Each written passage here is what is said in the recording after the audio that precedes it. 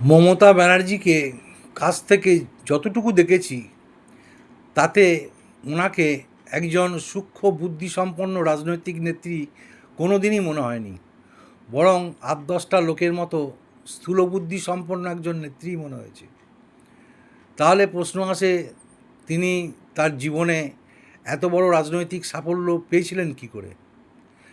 তিনি চরম সাহসী এবং অত্যন্ত পরিশ্রমী, পাশাপাশি তিনি ছিলেন অত্যন্ত সংবেদনশীল এবং মানবিক। এই গুণগুলি তাকে রাজনৈতিক উচ্চ শিখরে পৌঁছতে সাহায্য করেছিল।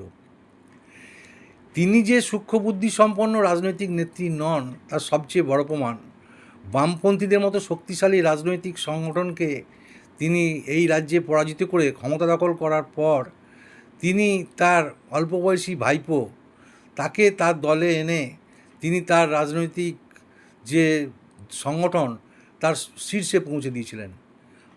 আর আইপ্যাকের মতো একটি পেশাদার সংস্থাকে পুরোপুরি বিশ্বাস করে তার রাজনৈতিক সমস্ত কিছু এই সংস্থাতে তুলে দিয়েছিলেন। এ থেকেই বোঝা যায় যে তিনি কোনো কালেই সূক্ষ্ম রাজনৈতিক নেত্রী ছিলেন না। তাই তাকে নিয়ে রাজ্য জুড়ে বহু সমালোচক নানা রকম তাকে নিয়ে সমালোচনা এবং ট্রোল করে। এটাই তার রাজনৈতিকভাবে সূক্ষ্ম বুদ্ধি না থাকার সবচেয়ে বড় প্রমাণ। নমস্কার।